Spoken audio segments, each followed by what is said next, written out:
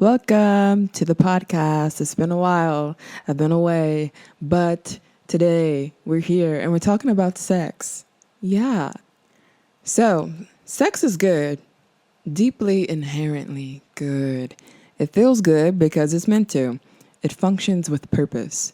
It carries the blueprint of creation itself. There is form to it, intent, structure. The highest form of alchemy is the creation of life. The second highest is the human participation in that creation through sex and conception. This is the only human act capable of bringing forth a new soul, which is why it's remained unmatched, unparalleled, sacred. So my question is simple. When did something so sacred become so perverted? At what point did we fall this far? And if the fall was inevitable, why are we still spiraling?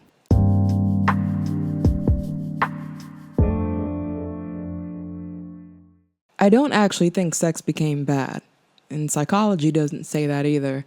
What it shows is that sex became disconnected. Disconnected from meaning, from responsibility, from consequence, from embodiment. Freud talked a lot about sexual energy, libido, as the core driver of human behavior. And while I don't agree with everything Freud said, I think he noticed something real. Sexual energy is powerful. But here's where things shifted. Instead of learning how to hold that power responsibly, we swung in the opposite direction. For a long time, sex came with shame. Don't want it. Don't talk about it. Your desire is bad. Your body is dangerous. That shame didn't disappear because we healed it. It disappeared because we flipped to the opposite extreme. And so instead of sex is bad, hide it, we moved to sex is everywhere all the time for everyone with no limits. But neither extreme actually deals with the root issue. How to hold desire responsibly, consciously, and humanely. So rather than learning how desire works, how attachment forms, how power and vulnerability interact, we turned sex into content, entertainment, performance, product. And when something sacred becomes a product, it stops being honored. It gets used. So why are people so obsessed with sex anyway? Partly biology, our bodies are wired to crave it. Partly identity. So often we tie our worth, our desirability, even who we are to it. Partially culture. Everywhere we look, it's glamorized, sensationalized, made to feel urgent, forbidden, irresistible. And partly it's emotional.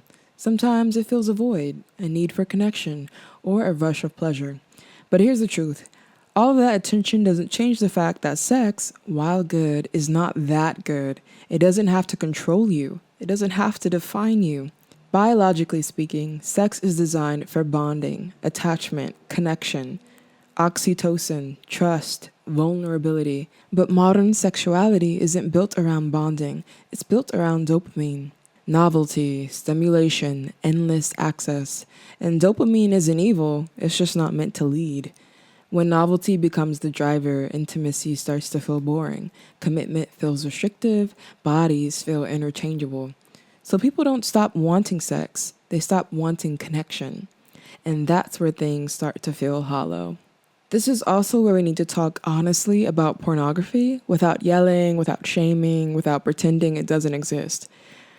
I was introduced to it way too young, okay? Middle school. And what's wild is how fast it stopped feeling wrong and started feeling normal. It was everywhere. Everyone knew, everyone talked about it. And some kids, as young as we were, didn't stop at watching. They carried it into real life. Psychologically, repeated hyperstimulation dulls sensitivity. That's not a moral statement. That's how the brain works. What once felt intimate starts to feel flat. So escalation happens. More extreme, more detached, less human. And over time, desire gets trained away from real bodies, real vulnerability, real presence. People don't learn how to be with someone. They learn how to consume someone. And no one walks away from that untouched. And this doesn't stay contained to sex. It bleeds into everything. It shows up in how women's bodies are treated like public property, and how children are spoken about before they understand themselves, and how boundaries feel optional, and how entitlement masquerades as normal behavior. When sex loses meaning, people stop being seen as souls and start being seen as experiences. And if you listen to episode 1, you already know where this leads. Touch without consent, access without relationship, familiarity without permission. It's all connected. Here's the cultural lie we've been sold, that stripping sex of meaning would make us free. But psychologically, meaningless sex doesn't liberate, it fractures. It splits body from soul, pleasure from purpose, connection from consequence. And humans aren't built to live split. We feel it, even when we don't have language for it. The anxiety, the numbness, the constant craving for more. So the question isn't, why are humans so sexual? Maybe the real question is, why are we so careless with something so powerful? Because power doesn't need evil intent to cause harm. It just needs negligence. And maybe the spiral continues not because sex is broken, but because we refuse to treat it as sacred while still expecting it to behave like it is. I don't have a neat conclusion. I'm not here to give rules or anything. I'm here to say this. Sex isn't the problem. Disconnection is. And until desire is reunited with meaning, pleasure with responsibility, body with soul, we'll keep calling it freedom while wondering why it feels empty. If you want to pause here, pause. If this made you uncomfortable, sit with it. Discomfort usually means something worth noticing just brushed up against you. And that's all I'm asking for, awareness. I want to stop and read from my blog. I have a blog. It's on Tumblr, xomicaiah.tumblr.com. Yeah. When I was 13, my dad made me be a part of my grandmother's Pearls of Purity program. It was all about developing your relationship with God and saving yourself until marriage. You got a purity ring and everything. But when I finally did get married at 22, I wished I had actually waited. Not because anyone told me to, but because once I met my husband, I understood what love really was. And suddenly, I felt the weight of the times I'd given myself to someone who hadn't earned it, who didn't see me. True love comes in and changes everything. It challenges everything you thought you knew. And in this situation, revealed how deeply you can regret what you once thought didn't matter.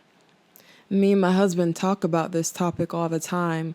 I remember when we first got married, in the first year of our marriage, I couldn't comprehend how his mind worked.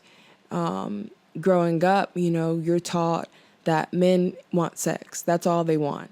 In reality, men, women, we all want sex, but men are painted to be these sex monsters. And I had an ideal that every man thought the same. They love big boobs, big ass, and they can't control themselves when it comes to these things. My husband isn't like this, and I couldn't understand how these things didn't matter to him. He talks about them like it's just blobs of fat. It doesn't matter to me. I like your butt, your boobs. I'm not gonna lose my marriage, tear up my relationship for some boob and ass. And it's just something that, he just doesn't care for. And I never even heard that idea. I just assumed that all men prioritize these things. And honestly, before I met my husband, that's what it was proven to be right. A lot of the men that I spent from my father to my brother to guys that I was attempting to get to know. This is something that I came face to face with. But we talk about this a lot. Talk about how sex crazed everyone is these days. And I mean, it's insane. He'll go to his job and people find out he's married and will still try to talk about inappropriate things or push women onto him. If a woman comes into the job, they're making comments and, ooh, ooh, ah. And it's just crazy to me how, and this is the reason that I wanted to make this podcast today. Because it's good. Sex is good, but it's not that good. It's not good enough to sacrifice, a marriage or ruin yourself. You can ruin yourself over some sex, It's good, but it's not that good.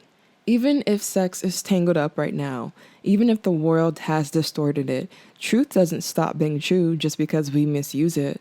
And even if a lot of us have been living disconnected from that truth, the wild thing is we don't have to stay there. We can choose differently at any moment. Sex is good, okay? Sex is beautiful. And cheating, constant lust, and promiscuity don't have to be the story we accept just because it's common. We're allowed to want. We're allowed to feel desire. We're allowed to own our sexuality. And we're also allowed to be intentional with it. Holiness doesn't mean pretending desire doesn't exist. It means refusing to let desire run the show. It means choosing presence over impulse, meaning over consumption, integrity over numbness. And that choice is still on the table, no matter how loud the culture gets. Here's the thing.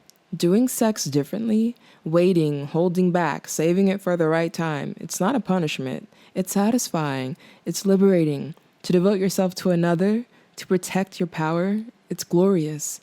Sex is good, it really is, but it's not that good. Not good enough to destroy your life, not good enough to define who you are, not good enough to consume your identity. Remember this, it's only as serious as we make it. And though it is good, it's not that good.